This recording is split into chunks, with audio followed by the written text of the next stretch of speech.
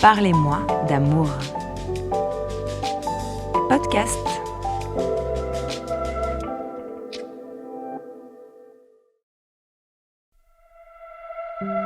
Salut les chatons, moi c'est Claire, la trentaine, coach et un peu sorcière. Et il faut bien dire que ni le développement personnel ni les potions magiques ne sont venus répondre à une question: être en couple ou pas?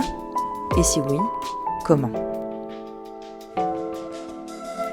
À force de retourner la question dans tous les sens, j'ai décidé d'aller sur le terrain, rencontrer des vrais gens de la vraie vie avec une phrase toute simple. Parlez-moi d'amour.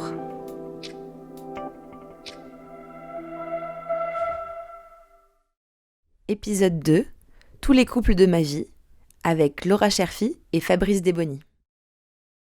Bonjour Laura et Fabrice. Bonjour. Bonjour. Alors, je suis ravie de vous accueillir pour ce deuxième épisode du podcast Parlez-moi d'amour. Je vais peut-être commencer par vous laisser vous présenter, vos CV à rallonge. Ouais, on va faire court. Donc, salut, merci beaucoup pour l'invitation, c'est un plaisir. Donc moi, je suis Laura Cherfi, je suis coach certifiée en développement personnel et je suis cofondatrice d'une asso qui s'appelle Les Chahuteuses, qui travaille autour des sexualités joyeuses. Et du coup, tout ce que je fais tourne autour des questions de relations, d'empowerment, de confiance en soi et de couple. Voilà, moi je m'appelle Fabrice Desbonny, donc je suis un réalisateur, je suis auteur-réalisateur d'une série qui s'appelle Et tout le monde s'en fout. Je suis coach en développement personnel spécialisé en neurosciences appliquées, et voilà. Moi, si j'ai voulu vous interroger, parce que du coup, je vous ai toujours connus en couple, tous les deux, donc j'ai pu avoir, déjà, juste en vous côtoyant, voir un peu comment ça se passe entre vous, etc. Et notamment de discussions avec Laura sur un concept qui a attiré mon attention, c'est-à-dire cette notion de comment être plusieurs couples au sein d'un même couple. Notamment, là, le premier épisode, c'était sur le polyamour, donc les personnes qui vont plutôt choisir d'avoir plusieurs relations et d'investir plusieurs types de couples. Et vous, du coup, vous avez fait le choix d'être plusieurs couples en un seul. Est-ce que vous pouvez m'en dire plus sur ce concept ? Ouais, en fait, c'est un concept qui vient d'une thérapeute géniale qui s'appelle Esther Perel, dont je vous recommande tous les TED, les bouquins. Elle a fait des tas de trucs qui fait le constat, en fait, que dans l'amour moderne, en fait, on n'est pas monogame. C'est-à-dire qu'on peut être exclusif quand on est en couple, mais factuellement, comme on vit plus longtemps, comme aujourd'hui on peut divorcer, etc. En fait, on constate que la plupart des gens vivent plusieurs couples au sein d'une vie. Et bon, voilà, moi je fais partie de cette première génération d'enfants de parents divorcés, et c'est une question que je me suis toujours posée, quoi. Est-ce que c'est vraiment possible que le couple, ça dure 30 ans, 40 ans, 50 ans? Et elle, ce qu'elle dit, c'est que de toute façon, on aura plusieurs couples dans notre vie. Par contre, on peut faire des choix. On peut faire le choix de faire différents couples avec différentes personnes, mais on peut aussi faire le choix de faire plusieurs couples avec la même personne. Parce que le cycle de vie d'un couple, de toute façon, il n'est pas de 50 ans. Ça meurt avant un couple, mécaniquement. Les humains évoluent dedans, donc forcément, à un moment donné, il y aura besoin que les choses changent. Et c'est un concept qui m'a retourné la tête. Et je pense qu'il y a beaucoup de réponses là-dedans. En tout cas, nous, c'est ce qu'on explore avec Fabrice. Là, ça va faire 8 ans qu'on est en couple. Et clairement, je pense qu'on peut dire qu'on a un premier couple qui s'est terminé. Alors du coup, ce que je vous propose peut-être, c'est qu'on reprenne les choses par le début, notamment parce que vous avez un début de relation assez rocambolesque, il me semble, et je pense que ça vaut le coup quand même de poser le contexte un petit peu. Ouais, en fait, nous au début, on était amants. Donc c'était un cadre de relation très clair. On se voyait entre, je sais pas, 22h et 10h du matin. Et voilà, à un moment donné, s'est posé la question de se mettre en couple ou pas. 3 ans après, j'ai posé cette question-là à Fabrice. Et voilà, et quand on a commencé notre relation, cette idée-là de se dire, mais en fait, si on s'engage dans un truc maintenant, on n'est pas obligé de savoir de quoi on aura envie dans 10 ans. Et en fait, on peut se faire confiance dans notre capacité à s'écouter, être nous-mêmes, communiquer pour pouvoir remodeler le couple si besoin. Ça, c'est vraiment une idée qui, tous les deux, nous a fait nous sentir plus légers. En fait, ça a enlevé un espèce de gros poids qu'on mettait sur l'image du couple. Et on s'est dit, bon, ok, dans ce cas-là, vas-y, c'est l'aventure, on est là et on y va ensemble, quoi. Il y a une Moi, c'est question qui carrément est... ce qui m'a donné envie de sortir avec elle. Ok, donc a priori c'est un argument massu, Ouais, quoi. ouais, c'était le point de bascule. Le point de bascule. Alors justement, j'ai une question, une dernière question pour toi, Laura, avant que Fabrice tu puisses nous raconter un peu ta vision des choses. C'est comment est-ce qu'on décide, notamment après avoir été amant pendant plusieurs années, comment est-ce que tu décides, ou en tout cas comment tu identifies l'envie que c'est avec cette personne-là et pas une autre que tu as envie de te mettre en couple? Bah écoute, c'est une question que je me suis beaucoup posée parce que j'ai eu beaucoup d'amants et je pense que et tout ça, ça rentre dans une époque très précise de ma vie où je pense que justement, je me demandais en fait qui j'aime, pourquoi j'aime, qu'est-ce qui fait que je me sente bien ou pas, etc. Et quand j'ai rencontré Fabrice, un des premiers constats après qu'on ait passé du temps ensemble, c'est que bah en fait on discutait hyper bien, il y avait une complicité, on parlait et on faisait du sexe super bien. Et donc quand on se voyait, c'était on parlait, on baisait, on parlait, on baisait et en fait je ne savais plus vraiment, enfin je m'en foutais en fait de ce qu'on allait faire ou de ce qu'on allait faire il y a 2 minutes, j'étais juste bien en fait dans ce cocon là et ça me paraissait fluide, ça me paraissait juste facile, agréable, j'étais face à un humain que je comprenais, qui me comprenait, donc bon déjà il y avait ça. Et puis, donc on a été amants pendant 3 ans, avec des périodes où on se voyait, d'autres périodes où on se voyait pas, où techniquement je me faisais ghoster. Hein. Ou alors, il y a une période où Fabrice était en relation, il y a une autre période où moi j'étais en Australie, et je me souviens de ce voyage. Donc j'ai vécu en Australie pendant plusieurs mois, et je me souviens d'un jour être sur une plage à l'autre bout du monde, face à un ciel étoilé, magnifique, la forêt tropicale derrière, les copains autour du feu autour, enfin bref. Et en fait, je pensais à deux personnes, je pensais à ma mère, et je pensais à Fabrice et je me disais, j'aimerais bien qu'il soit là, j'aimerais bien pouvoir partager ça avec lui. Et ça, c'est un souvenir que je garde. Et je sais qu'à ce moment-là, je me suis dit un truc du genre, ok, je sais que j'ai quelque chose moi à explorer avec lui. Je sais que c'est pas le moment pour lui. Est-ce que je l'appelle pas, machin? Bah non. Je vais pas rentrer dans son couple. Donc en fait, je vais me faire confiance et je vais me dire que si ça fait sens qu'on se retrouve, on saura se retrouver à un moment donné où il sera prêt, où je serai prête. Puis j'avais la sensation d'avoir du temps devant moi. Mais je crois que ouais, c'est vraiment ce moment sur la plage. C'est romantique, hein, c'est beau, honnêtement. Oui. Magnifique. Oui. C'est intéressant ce que ça fait écho avec ce qui a été posé par Eve dans le premier épisode du podcast, justement sur cette sensation de manque en fait, et de fluidité et de bien-être et d'ancrage au présent quand t'es avec la personne, et cette sensation de manque qui est pas forcément un manque comme parfois on le qualifie de dépendance affective ou de quelque chose dont il faudrait se méfier, mais plus vraiment, voilà, comme tu le décris, de se dire tiens là je suis en train de vivre un truc cool et je le partagerai bien avec cette personne. Ouais, et puis j'étais pas dans une logique où j'étais dans une espèce de recherche imminente, urgente d'un partenaire, soit parce que j'étais pas bien toute seule, soit parce que des objectifs dans ma vie qui faisaient que ça devait être maintenant. Et du coup, il y avait quelque chose de très pur, je pense, dans l'intention elle-même, qui était vraiment à l'endroit du partage en fait, et qui n'était pas à l'endroit du j'ai besoin de quelqu'un qui. Ok, ça c'est hyper intéressant, ouais, cette notion de l'envie de partage plus que du besoin. Bon alors Edo, Mmh. du coup Fabrice, toi, ce début de relation, on avait envie d'avoir ta version du coup.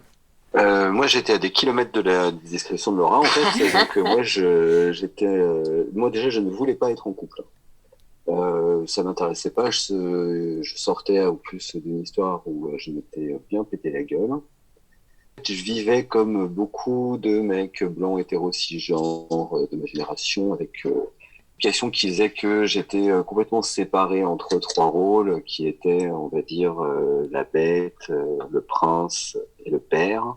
Un peu comme chez les femmes qui se retrouvent séparées entre la vierge, la pute et la maman. Du coup, dans ma tête, ça collait pas du tout la possibilité d'être en couple avec une amante. Déjà, c'était complètement antithétique et surtout, j'avais la croyance que j'étais pas viable. J'étais pas viable parce que j'avais eu aussi beaucoup d'amantes dans ma vie et pas mal d'histoires qui s'étaient cassées la gueule.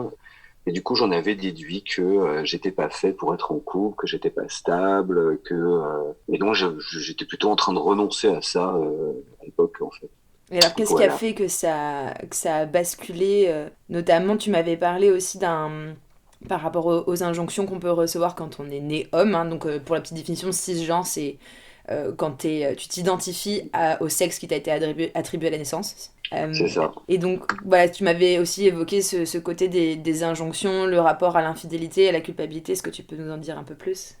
Oui, tout à fait. Le truc, c'est que déjà d'un côté, moi, ce qui m'a décidé en fait d'être avec Laura, c'était pas tant le fait qu'elle me manquait, c'était le jour où je me suis rendu compte que je pouvais être avec elle exactement moi-même. Et à partir de là, je me suis rendu compte que j'avais jamais vraiment été moi-même dans un rapport, dans un couple. J'avais toujours été dans un comportement qu'on attendait un peu de moi et qui correspond complètement à une société un peu patriarcale, enfin pas un peu, une société complètement patriarcale dans laquelle on est et dans laquelle on est, voilà, nous aussi en tant que garçons hétéros, on est éduqués en fait à devoir se comporter d'une telle façon, avoir une telle posture. C'était quoi que tu t'empêchais de faire avec d'autres que tu faisais avec moi?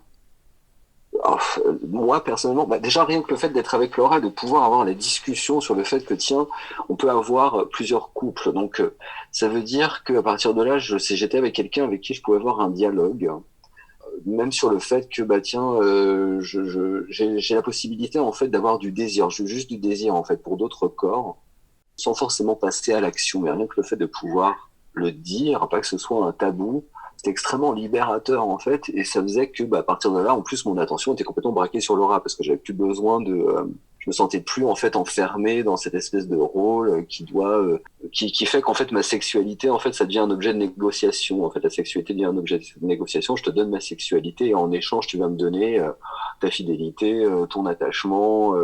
Ton attention sur le temps, etc., etc. Pendant 50 ans, tu vas signer en bas de ce contrat et maintenant, ça va être voilà les règles de notre couple et ça va jamais bouger. Ça, c'était un truc qui me terrorisait et je trouve ça d'ailleurs aujourd'hui, je suis coach normal parce que vu qu'un couple évolue, un humain aussi, c'est normal que ce soit terrorisant, ça ne peut pas fonctionner. Donc le jour où elle a commencé à me dire mais on peut être un couple comme ça et maintenant et puis si on veut dans 2 mois on peut être un autre couple comme on veut et vas-y viens on essaie d'être tous les couples qui nous éclatent d'être. Là ça m'a ouvert en fait un champ en me disant mais ok, donc en fait, j'ai le droit de dire non, j'ai le droit de dire j'ai pas envie, j'ai le droit de dire ah bah tiens là j'ai envie que ce soit comme ci, là j'ai besoin d'un câlin, là j'ai envie de ceci, et là au contraire j'ai envie qu'on fasse la fête. Enfin, tout est possible en fait, donc ça m'a rassuré en fait tout simplement, et ça m'a fait sortir en fait de cette espèce de triangle, encore une fois entre le père, la bête et le prince. Hein. Le prince c'est celui qui ouvre la porte, qui dit oui madame, qui dit oui toujours, qui anticipe les besoins, qui fait des petits câlins, qui est à l'écoute. Et puis de l'autre côté, on a l'impression qu'on peut pas être à la fois ça et à la fois la bête qui a envie de baiser, de s'envoyer en l'air, de faire la fête, d'aller dans ses fantasmes, de pas se prendre la tête. Et ça, on a l'impression que ça correspond pas au père, qui est celui qui est responsable, tu vois, qui doit prendre les charges mentales, gagner de l'argent. Et tous ces rôles qu'on nous donne, on a l'impression que il faut en tuer un pour passer dans l'autre. J'avais beaucoup de mal. Du coup, j'avais des amantes au sens propre. Hein. J'ai été plein de fois dans mon couple. Avant, j'étais en couple et j'avais des amantes. Et c'était complètement schizophrénique et je m'en voulais énormément parce que j'étais moi-même en colère en fait de base de rencontrer énormément de femmes désenchantées en fait et traumatisées. Et ça me saoulait parce que je me disais mais j'en ai marre d'être avec des nanas qui me disaient là là je me suis fait harceler, violer, taper, engueuler, trahir, mentir, manipuler et donc là je rencontrais des femmes, elles étaient méfiantes et c'était 3 heures de justification. Bonjour, j'ai un cerveau, je n'ai pas que des couilles.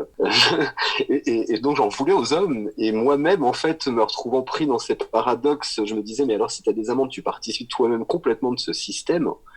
Du coup je m'étais dit non mais je suis pas viable, c'est mort, le couple c'est pas pour moi. Et du coup, voilà, en me proposant cette idée très simple hein, qui est, mais vas-y, on ouvre le concept et en fait, on peut être le couple qu'on veut. En fait, il n'y a pas de stéréotype de couple auquel on doit coller. Ça m'a tout calmé. J'ai remis en question 20 ans de conneries. Et, et du coup, j'ai essayé et voilà. Ce qui est intéressant là-dedans, c'est de voir justement comment c'est comme s'il y avait un champ des possibles qui s'était ouvert, qui s'était ouvert pour toi et Oui, qui permettait du coup de relâcher la pression de cette, enfin, on a l'impression que le couple, c'est voilà, comme tu dis, c'est choisir un des rôles ou que si tu incarnes un, tu peux pas être l'autre. D'ailleurs, on a la même chose chez les nanas, il me semble, non, Laura? Ouais, bah c'est le même truc. Enfin, tu vois, tu parles des nanas. Enfin, Fabrice, tu parles des femmes que tu as rencontrées voilà, qui avaient des passés rudes. Et pour moi, ça va aussi avec ce triangle où tu dois être soit la vierge, soit la mère, soit la putain. Et donc, bah forcément, ce que ça donne dans une société patriarcale, judéo-chrétienne, surtout qui a bien posé ces différences-là, bah c'est qu'en fait, quand t'es avec ton mec, il faut pas que tu te lâches trop. Puis si t'es avec des amants, bah du que en fait t'as pas de valeur. Et on retrouve souvent ça dans le regard Ouais. enfin voilà, des regards des hommes et des femmes, des personnes qui ont été éduquées en tout cas différemment parce qu'elles étaient des hommes ou des femmes, se croisent dans ces endroits-là. Et nous, manque de bol, ce qui s'est passé, enfin manque de bol, grand génie, j'en sais rien, c'est qu'on s'est rencontrés dans l'espace de l'amant et de la putain pour moi. Ouais. Et du coup, on s'est vu dès le début dans notre authenticité de lâcher prise d'instant présent, de plaisir. Et du coup, quand on s'est posé la question du couple, ben, on pouvait pas juste regarder le couple et faire comme si tous ces moments-là partagés, ils n'existaient pas, quoi. Et on s'est confié des tas de trucs aussi. Moi, j'ai su des tas de trucs de Fabrice que jamais de sa vie il aurait confié à ses meufs à l'époque. Exactement. Et le jour où je suis devenue sa meuf, bon bah, on a regardé tout ça, quoi. Le principe, c'est que vu que c'était mon amante, justement, bah, dans mon comportement, j'étais beaucoup plus authentique avec elle que je pouvais l'être dans mes relations de couple, dans lesquelles j'avais une posture. Quand je me suis retrouvé à être, entre guillemets, son mec officiel, parce que c'est un peu, voilà, être resté avec elle, bah, à partir de là, elle avait déjà toutes ces informations. Je pouvais pas me cacher ou mentir ou être dans une posture puisqu'elle savait. Je pouvais être moi-même. Et ça, c'était assez. Donc, conclusion, mariez-vous avec vos amantes, en fait. Hein, juste, c'est beaucoup plus cohérent que d'essayer de se casser le Par cul. contre, vous pourrez moins les faire cocu, parce que... Non, mais justement, c'est que vous n'avez même plus Voilà. besoin. Et ça, c'est le secret, c'est qu'au final, en fait, vous allez vous rendre compte que ça n'existe plus, en fait, ce concept. Ça disparaît, le cocu-fiège ou pas cocu-fiège, parce que, comme de toute façon, elles ont accès à votre authenticité, vous êtes qui vous êtes. Donc, à partir de là, il n'y a plus la pression. Parce qu'en gros, l'infidélité, c'est souvent quand on ne trouve pas le terrain dans son couple pour pouvoir expérimenter la personne qu'on est devenue. On peut pas remettre en question les règles. Du coup, on va aller voir autre part pour expérimenter ce nouveau moi. Mais si on est tout le temps son nouveau moi dans son couple, déjà, ça élimine 70% des tentations, enfin, je veux dire, des pulsions, en fait, de, entre guillemets, infidélité. Justement, alors vous parlez de tout ça, ça a l'air très attractif sur le papier. On entend bien que, cette notion d'être plusieurs couples au sein d'un même couple et de pouvoir avoir cette liberté d'exploration des possibles, de qui je suis moi, de qui tu es toi et de qui on décide et on a envie d'être ensemble. Alors je pense que les gens vont se poser la question de mais c'est quoi la recette pour arriver là? Et il y a quand même des grosses bases d'intelligence relationnelle et d'amour de soi en base de tout ça quand même. Ouais, d'ailleurs, je pense que l'intelligence relationnelle, elle existe plutôt du côté de Fabrice de base et que l'amour de soi, il existe plutôt de mon côté de base. Et je crois que c'est des choses qu'on Oui. s'apprend et qu'on s'apporte mutuellement. Je sais pas quelle est la recette. Par contre, j'avais fait un choix déjà à un moment donné qui était de me dire, si je sors avec quelqu'un, je sors avec quelqu'un qui sait communiquer. Ça, c'était quelque chose de très clair. C'est-à-dire que je m'en fous que mes amants, mes amis, ma famille, etc. sachent communiquer. La personne avec qui je veux construire un couple, je sais qu'il y a besoin de ça. Donc ça a été une première phase parce que je savais que moi j'avais un héritage de merde à cet endroit-là, que j'apprenais mais que j'avais besoin d'apprendre et je voulais pas être avec quelqu'un d'aussi médiocre que moi en fait parce que voilà, je voulais mettre toutes les chances de mon côté. Et après sur comment on a construit ça, bah en fait moi ça a été moi je savais pas du tout faire ça à l'époque. Par contre, ce que je savais, c'est que on se voyait avec Fabrice et que j'étais de plus en plus amoureuse et je pense que j'ai été amoureuse de lui dès le début, qu'il l'a senti, que c'est aussi pour ça qu'il prenait des distances avec moi au départ. Mais il y a un moment donné où voilà, au bout de 3 ans, on s'est retrouvés après son histoire, on a passé un temps magnifique ensemble, plusieurs temps. Moi, j'avais grandi pas mal, je pense que lui aussi. Et voilà, et ça roulait. Et donc, un jour, j'ai invité à faire une teuf avec tous mes amis dans un espace hyper underground, fun, costumé. C'était un univers qui connaissait pas du tout. Et tout s'est tellement bien passé que le lendemain, donc on est rentré dormir ensemble. Et en fait, je me suis levée et je faisais la gueule. Et je lui ai dit, j'ai besoin de te parler. Et en fait, je lui ai posé un ultimatum. parce que juste j'en souffrais trop en fait. C'est-à-dire que tous les moments que je passais avec lui, il me coûtait en larmes, en distance, en c'est pas possible, en tristesse par ailleurs. Et donc là, je pense que j'ai eu un vrai geste d'amour de moi, qui du coup a pris la forme d'un ultimatum, et j'étais pas à l'aise avec ça, de lui dire voilà, moi ça se passe tellement bien entre nous que ça devient douloureux, très très factuel. Et donc, j'ai envie d'aller plus loin avec toi et je crois pas que tu aies envie d'aller plus loin avec moi. Mais aujourd'hui, voilà, je te donne la possibilité. Est-ce que tu as envie qu'on y aille ou pas? Et si on n'y va pas, je comprendrai. Mais moi, du coup, je pense que je me mettrai à distance de notre relation d'amant parce que cette relation-là, elle me fait trop souffrir. Donc, en fait, je tue notre relation d'amant maintenant. Et j'ai envie, en tout cas, pour la garder, de pouvoir aller plus loin et ajouter la dimension du couple. Et voilà, et je pense que c'est dans l'amour de soi, en fait, il y a plein de notions, mais il y en a une qui est importante, c'est de comprendre ses besoins et du coup, de fait, de savoir poser ses limites quand on est trop en dehors de nos besoins. Et ça, c'est hyper dur et c'est des tensions qui existent tout le temps dans les couples de notre génération, enfin, dans les rencontres de notre génération, quand les gens se voient 2, 3, 4 fois, couchent ensemble. Cette question de clarté sur, bon, où est-ce qu'on en est en termes d'envie l'un et l'autre? Il faut pouvoir y faire face, quoi. Parce qu'en fait, je pense que jusqu'à présent, j'arrivais pas à y faire face pendant les 3 ans d'avant. J'ai pas su poser mes limites et exprimer ça. Bon, déjà parce que je surkiffais notre relation d'amant. Et franchement, trouver des amants avec qui ça roule sur le temps et qui c'est respectueux, c'est fun et qui on s'amuse, machin, c'est quand même, c'est un délire, quoi. J'en ai passé du temps dans ma vie à chercher. Et je sais que quand on en a un avec qui ça se passe bien, c'est sûr. Et donc, j'étais pas prête à perdre cette relation-là, en fait. Et donc, je m'en suis satisfaite pendant un certain temps. Et puis, à un moment donné, c'était plus satisfaisant. Donc, et du coup, j'ai accepté de le perdre.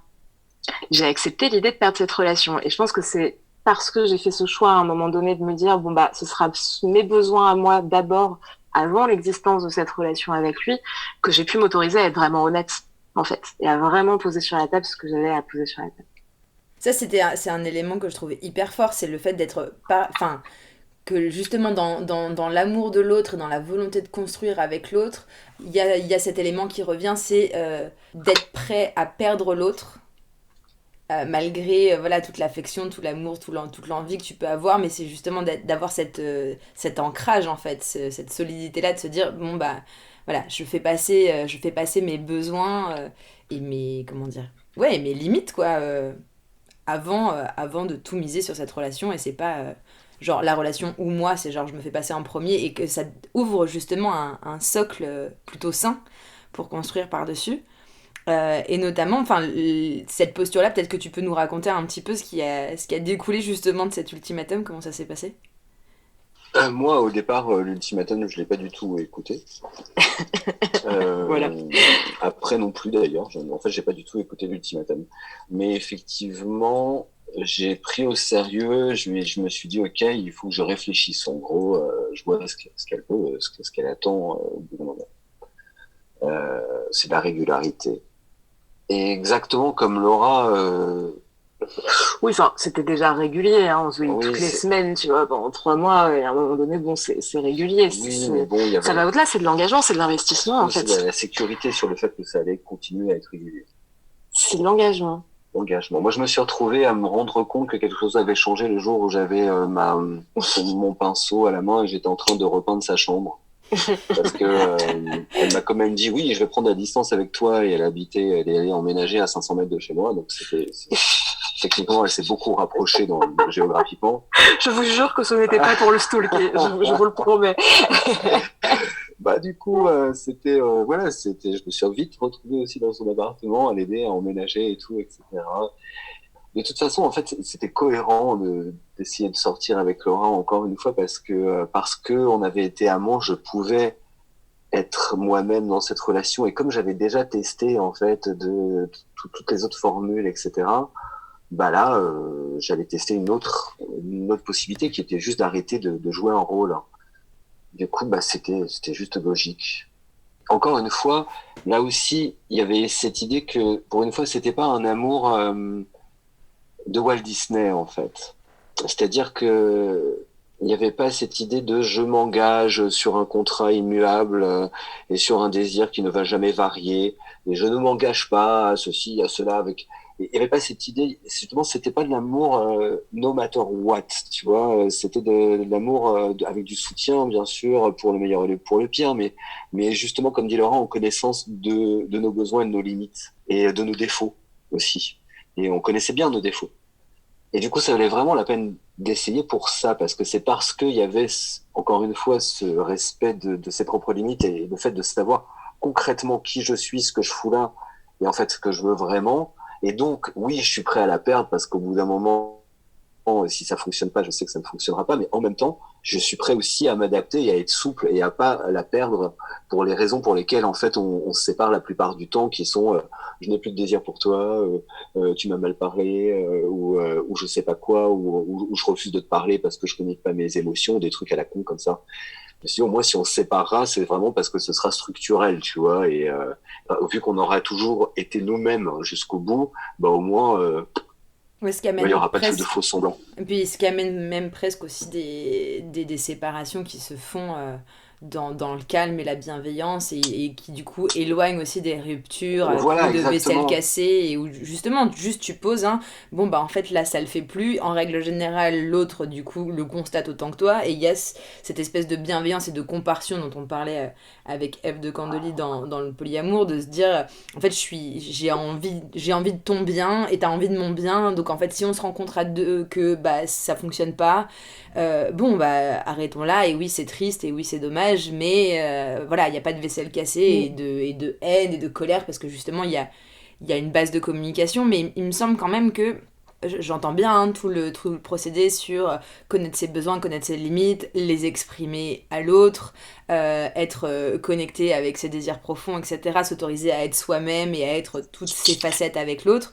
Il me semble quand même que ça demande pas mal de compétences dans pas mal de domaines du développement personnel. Est-ce que, Laura, tu pourrais peut-être nous donner des pistes d'outils, de Hmm. domaines à Ouais. explorer pour commencer à muscler ça, parce qu'il y a aussi cette idée quand même qu'avant d'être capable d'avoir ce niveau de communication, et c'est d'ailleurs dans les retours que j'ai eu suite à l'épisode sur le polyamour, des gens qui m'ont dit bah ok c'est cool, ça résonne vachement pour moi, mais comment t'amènes ça à quelqu'un qui ne connaît pas du tout et qui a plein de représentations là-dessus. Et donc là c'est un peu pareil, c'est ok très bien, on est toutes ces facettes et on exprime ses besoins et ses limites, mais comment on fait concrètement? Ouais. Bon alors, oui, clairement, il y a tout un chemin de développement personnel hyper intéressant, etc. Mais à l'époque, ni l'un ni l'autre, on avait mis les pattes dans le développement personnel. On s'intéressait un peu à la psycho, Ouais, la machin, psycho. mais on n'était pas sur des outils hyper précis. Et en fait, déjà, la première chose qu'on a faite, c'est que au moment où Fabrice avait entendu ce que je lui avais dit, on a continué à se voir. Moi, je suis repassée du côté du fun, tranquillement. J'emménageais tranquille. Il venait de chiller à la maison.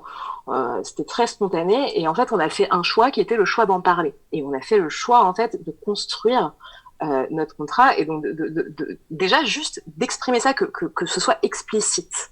La plupart des relations commencent sur des fonctionnements implicites, en fait. Parce que culturellement, on se dit que c'est comme ça d'être en couple. Et donc, bah, on n'en parle pas. Et c'est quand les problèmes se pointent que là, on se tape à dénouer un par un. Et c'est super chaud, quoi. Forcément, c'est beaucoup plus compliqué. Donc, la volonté au départ, c'était, il y avait ce côté-là de, ça se trouve, on va gagner énormément de choses dans notre relation ensemble, pouvoir construire cette relation, et ça se trouve, on va se perdre l'un l'autre, et c'est ok. Et donc, on va juste parler de tout ça. Et je me souviens de ce mois-là où il me posait des questions mais en boucle, en boucle. Oui, Donc, oui, comment on fait le jour où mais il n'y a plus de grave. désir? Ok, mais du coup, comment on fait? Toi, ta famille, ils ont Ouais, accepté? Ah ouais, non, non, non. Et en fait, il a pris toutes ses peurs et il les a sorties. toutes. J'ai vraiment, c'est en mode liste. Hein. J'ai posé exactement toutes les questions que normalement on ne s'autorise pas à poser au début d'une relation. Je me suis dit, vas-y, on prend le contre-pied. Toutes les questions, on dit, ah non, mais on verra plus tard, mais t'inquiète pas, ou on espère qu'on va pas passer par ces questions. Je me suis dit, vas-y, on en parle maintenant que ça va bien, maintenant que c'est pas un sujet, maintenant que c'est en sécurité, parce qu'en fait, on s'entend bien et que c'est le début. On va passer, au lieu de passer un mois à se rouler dans le machin, j'aimerais d'abord qu'on parle de ça. Et même si il en résulte un échec, à la fin, il faut vraiment sortir de cette notion d'échec. C'est Mandela qui dit, en gros, soit je gagne, soit j'apprends. il y a cette idée-là de se dire, même si derrière le couple il fonctionne pas, dans ce processus de discuter avec l'autre, d'échanger des idées, partager ce que je ressens, etc., je vais apprendre à mieux me connaître, et le fait d'avoir quelqu'un en face qui, ce que la personne pensera en face, ça va me faire grandir en fait. Et peut-être que ce sera pas ce couple-là, que cette relation-là, que je réussirai entre guillemets, en tout cas qui avancera, mais je serai prêt pour la suivante, quoi, si je le souhaite. Après, on est dans le domaine de la coopération, en fait. Donc techniquement, en termes d'outils, on en revient à tous les outils de communication, de médiation, de collaboration que vous pouvez trouver aussi dans le monde de l'entreprise, en se disant, bah voilà, en fait, là, on est en train de parler d'un projet hypothétique, qui est peut-être de faire un couple. Notre relation, Fabrice et Laura, elle existe par ailleurs, mais là, on s'intéresse au couple, et c'est là que Laura, elle a envie d'aller et que Fabrice s'intéresse, donc ok. Et donc, qu'est-ce qu'on pense de ce projet, tout en sachant nous qui on est, et tout en sachant qu'on sera nous, partie prenante dedans. Donc, il n'est pas question de raconter des conneries à ce moment-là, en fait. C'est vraiment pas l'idée. Et du coup, c'est de se mettre dans une logique d'écoute où ce que dit l'autre, en fait, on ne le prend pas pour soi. On n'est pas en train d'être jugé par l'autre quand il dit « Ah, moi, je ne pourrais pas vivre ça ». On est juste en termes d'idées. Ah bon, ok, pourquoi tu pourrais pas vivre ça? Ah, parce que je me dis qu'il se passerait ça. Ah ouais, tiens, c'est marrant, moi je pense qu'il se passerait ça, tu vois, moi je le ressens comme ça. Et juste être dans cette espèce de créativité désintéressée, en fait. On sait ce qu'on fout là, hein, mais on échange des idées. Et après, il y a tous les outils de zoomer sur la reformulation, l'empathie, l'écoute active, et puis le rapport à mes émotions, connaître mes propres besoins, avoir fait un travail sur moi ou en profiter pour faire ce travail sur moi à ce moment-là, de me demander où sont mes besoins, quelles sont mes émotions et qu'est-ce que j'ai envie d'apprendre de mon passé, quoi. Et donc ça, c'est tout un process d'amour de soi que tu croises avec un process d'intelligence, d'outils relationnels. Et je sais pas si, encore une fois, on en ressort forcément avec un couple. Par contre, je suis certaine qu'on en ressort avec deux humains grandis, s'ils sont vraiment dans l'idée de jouer le jeu et d'être bons joueurs là-dedans.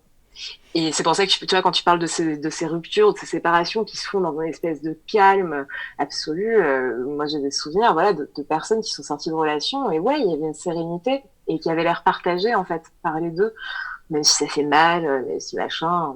Et je crois que ça se situe vraiment là, quoi. Il y a beaucoup de sagesse pour moi, en tout cas à cet endroit-là.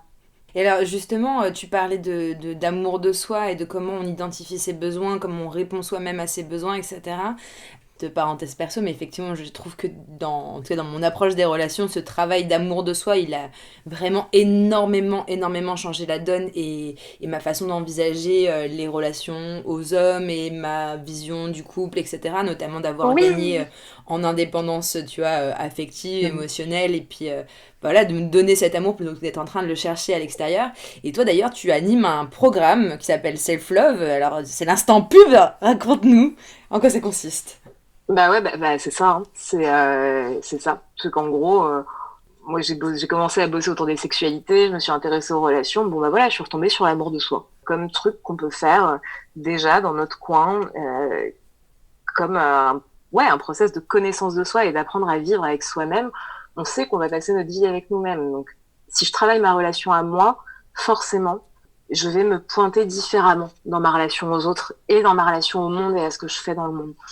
Donc voilà, c'est un programme en ligne qui tourne toute l'année avec un groupe privé sur lequel il y a des vidéos, des modules et on travaille sur tout un tas de sujets, travailler sur les besoins, les limites, sur les forces, sur les parties cachées de nous, sur comment on peut s'apporter de l'amour, sur quel quotidien en fait on se souhaite et quel quotidien on met en place, parce que pour moi l'amour de soi c'est vraiment une pratique. Et puis ouais, pouvoir s'accepter quoi. Donc après ça peut passer par rapport au corps, à l'alimentation, il y a des tas de trucs.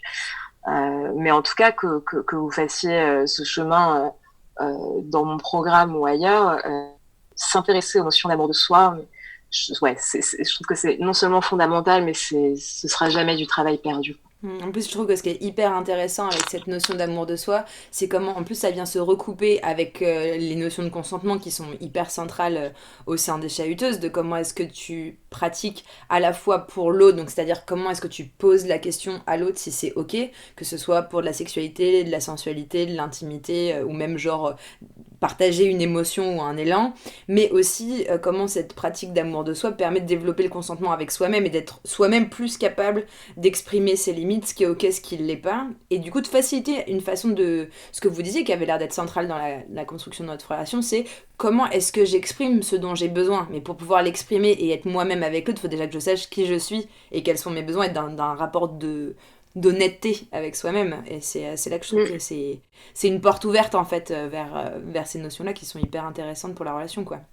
Ouais, puis après, voilà, t'as tout le tri aussi entre quelle idée je me fais. Enfin, parce qu'il y a le besoin, donc il va y avoir le besoin d'amour, de liberté, de sécurité, etc., qui sont des notions floues par définition. C'est-à-dire qu'il y a 1 milliard de manières de se sentir libre, et moi, je vais peut-être me sentir libre en faisant des choses très différentes de la manière dont toi, tu vas le faire. C'est voilà, faire une différence entre le besoin. Moi, par exemple, au moment de ce début de couple, je disais à Fabrice tout à l'heure, moi, j'avais un besoin d'engagement à cet endroit-là. Par contre, sur la manière dont ça se fait, bah après tout ça, ça se travaille. Et donc, il y a aussi dans la connaissance de soi, apprendre à connaître ses limites et faire la différence entre qu'est-ce qui est un feu vert, vraiment, c'est ce que je veux, c'est mon désir, c'est là où j'ai envie d'aller. Qu'est-ce qui est un feu orange, genre là, attention là-dessus, ça me fait tiquer, tu vois, parce que moi, j'ai besoin de plus de ceci, cela, machin. Et donc, quand tu me dis ça, c'est compliqué. Il y a besoin de le travailler, en fait, ensemble. Et qu'est-ce qui est rouge, c'est-à-dire qu'est-ce qui est un no-go pour moi. Tu parlais de polyamour tout à l'heure. Voilà, il y a des personnes, par exemple, qui vont dire, moi, si je suis polyamoureux et que je suis face à une personne qui était et qui souhaite être monogame, juste, je n'y vais pas, en fait, parce que je ne crois pas que ce sera aidant et productif pour qui que ce soit, et j'ai pas envie de mettre de l'énergie dans une relation en sachant qu'il va y avoir ces enjeux-là dedans. Donc voilà, c'est apprendre à se connaître, savoir ce qu'on veut, c'est quoi mon feu vert, c'est quoi mes points de vigilance, mes feux oranges, et c'est quoi mes hard limits, quoi, mes feux rouges.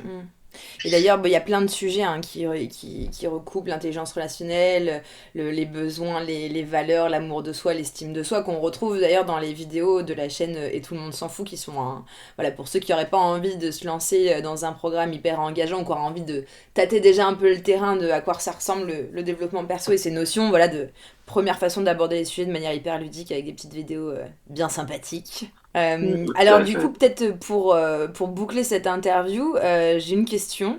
Peut-être Fabrice pourra peut-être nous répondre, enfin Laura aussi bien évidemment. Comment est-ce que vous vous définissez du coup? Est-ce que vous êtes polyamoureux, couple libre, couple exclusif vous êtes quoi? C'est quoi votre étiquette? Bah, notre étiquette, justement, c'est de prendre bien soin de ne surtout pas faire de choix et de ne surtout pas avoir d'étiquette. Notre idée, c'est qu'en fait, je sais pas du tout, on est un couple extensible, souple, flexible, on sait pas trop. Ça dépend, en fait, on fait ce qu'on veut, hein, c'est un peu ça. On n'est pas polyamoureux, mais on n'est pas monogame, on n'est pas libertin, on est que dalle, en fait. On essaie de suivre le flux, et vraiment, l'idée, c'est que si on veut arriver, justement, c'est tout le sujet, avec plusieurs couples avec la même personne, il est hors de question de s'arrêter sur une case, hein. L'idée, ça va être d'explorer en fait ce qui est cohérent pour nous, à la fois pour l'un, à la fois pour l'autre et à la fois pour le couple, parce qu'on est trois, hein, dans l'histoire, il y a l'un, l'autre et le couple. Et voilà, et l'idée c'est que quoi qu'on fasse, on peut changer d'avis en fait, tout simplement, on peut évoluer en fait, et l'idée surtout c'est d'évoluer en fait et d'avoir une intimité qui soit solide déjà de base, hein. C'est-à-dire que tout est possible à partir du moment où il y a une intimité solide. Une intimité solide, ça veut dire un bon équilibre entre la proximité et la distance, justement. C'est-à-dire qu'il y a toujours suffisamment de distance, mais pas trop, et que donc il y a assez de sécurité et en même temps assez de tension entre nous pour garder du désir, en fait, une espèce de flamme, évidemment, quelque chose d'irrationnel qui fait qu'on a envie de rester entre nous, quoi. Après, bon, ça c'est vrai pour nous, ce côté, on met pas d'étiquette, machin, et c'est flou, et ça nous va aussi parce que on adore passer du temps à psychotroncher, à discuter, à gérer, à s'intéresser à tout ça, et genre, ce qui est valable pour nous n'a pas du tout besoin d'être valable pour tout le monde. Vous pouvez choisir de faire autre chose de votre life, en fait. C'est juste que nous, on peut bouffer à tous les râteliers, hein, c'est tout. Je vois pas pourquoi il faudrait choisir, c'est chiant de choisir. Mais après, moi, sur la question des étiquettes, je suis un peu plus souple, c'est-à-dire que pour moi, ce serait possible de dire on se colle une étiquette, mais en fait on se colle une étiquette jusqu'à ce qu'on se la colle plus, ouais, en fait. C'est ça. Et là, pour toutes les personnes qui explorent la question des différentes formes de couple et justement de comment est-ce qu'on navigue avec peut-être des envies de chaque personne qui vont être différentes à un instant T. Moi, si je peux donner un conseil, c'est de toujours aller au rythme du plus lent. Parce que autant l'idée c'est de pouvoir s'adapter à nous-mêmes, changer d'avis, machin et tout, mais c'est pas non plus de dire un jour bon bah tu sais quoi, on était monogame à partir de maintenant, je décide qu'on est polyamoureux, donc voilà, je vais aller rencontrer des gens, bisous chérie quoi. Ça demande de la patience et de l'adaptation, évidemment. Il y a vraiment un travail de fond d'être l'un avec l'autre quoi, là-dedans. Parce que ce serait ça, en fait, la définition du couple. Pour moi, peu importe les formes que ça peut prendre, c'est le choix de se mettre ensemble, à côté, dans le monde, de partager du temps ensemble, d'être l'un avec l'autre. Peut-être pas exclusivement, mais en tout cas d'être l'un avec l'autre. Et donc, c'est toujours de là, pour moi, que partent les idées qui fonctionnent, en fait. Quand ça vient d'un endroit où on est ensemble, quoi. Il y avait un acronyme que tu avais utilisé en atelier d'intelligence relationnelle, Laura, qui était être en été, c'est-à-dire d'avoir l'envie de mettre le temps et l'énergie. Et je trouvais ça assez beau comme expression sur justement cet état nécessaire à justement à ce niveau d'intimité, de complicité, de bienveillance, de communication dont vous parlez. Ouais. Et je pense que ça peut être aussi une clé intéressante pour les gens de se dire, tiens, est-ce que je me sens l'envie d'investir du temps et de l'énergie et peut-être de commencer à se poser des questions si jamais cette envie-là, elle y est pas. Ouais, oui, et en t'entendant en parler, du coup, ça me fait penser qu'en fait, ça marche à plusieurs niveaux. C'est-à-dire que déjà, par rapport à la relation, est-ce que j'ai l'envie, le temps et l'énergie de m'investir dans cette relation? Et s'il me manque un de ces trois éléments, bah, ça vaut le coup que je m'assoie avec ça 2 minutes et que je réfléchisse à ce que je vais en faire. Et ça marche aussi à l'échelle très très pragmatique de la communication. Et particulièrement, c'était une formatrice de communication non violente qui m'avait transmis ça et qui disait, vous pouvez faire tous les ateliers de communication que vous voulez, être super au clair sur l'expression des besoins, machin et tout.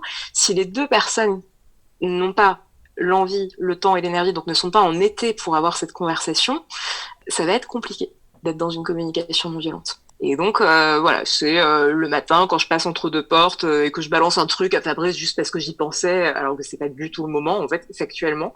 Et ben, du coup, ouais, il y a des chances pour que ça se barre en vrille, quoi. Ouais, c'est un très bel endroit où revenir l'été. Et alors, peut-être pour conclure, alors c'était la question pas préparée, si vous deviez résumer l'un et l'autre, ou peut-être les deux ensemble, une phrase qui évoque pour vous le sentiment amoureux. Gros blanc dans l'assemblée. Alors attends, donc là chacun se connecte à lui-même déjà. Ensuite on va se regarder. Le sentiment amoureux ou le couple, hein, je vous laisse le choix. T'as quelque chose? Non, c'est chiant, j'ai surtout ce que ça n'est pas. Attends, j'essaie de chercher ce que c'est. J'ai une image, je peux la poser en attendant, ça va. Moi j'ai l'image, moi en fait c'est très basique, hein, mais j'ai l'image de la danse.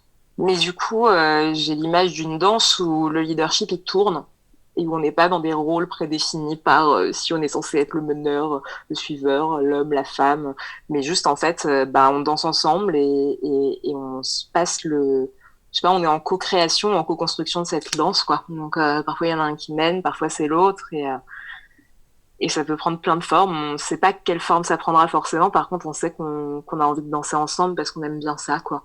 Moi, j'ai l'image du surf. Du surf, ouais. Où il y a cette idée que le seul moyen de maîtriser la vague,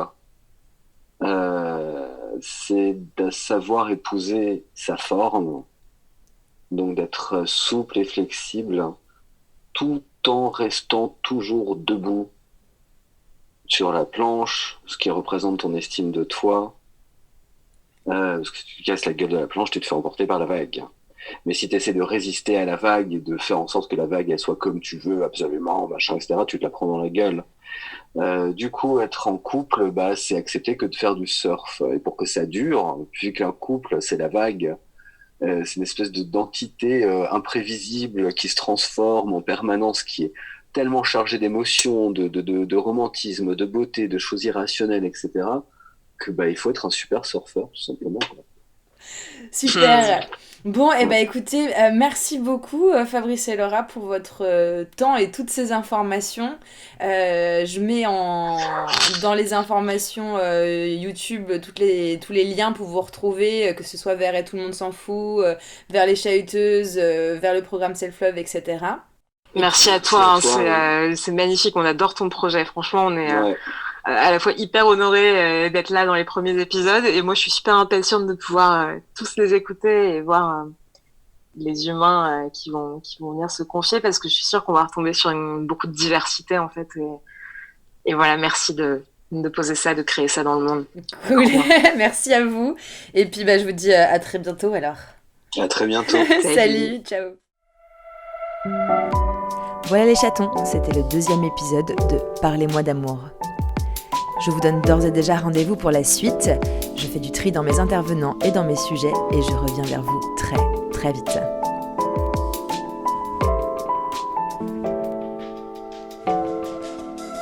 Si ça vous a plu, n'hésitez pas à liker, commenter, partager, faire tourner, vous abonner à la chaîne YouTube et à m'envoyer vos questions par mail. D'ici là, je vous envoie du doux sur vous. Ciao!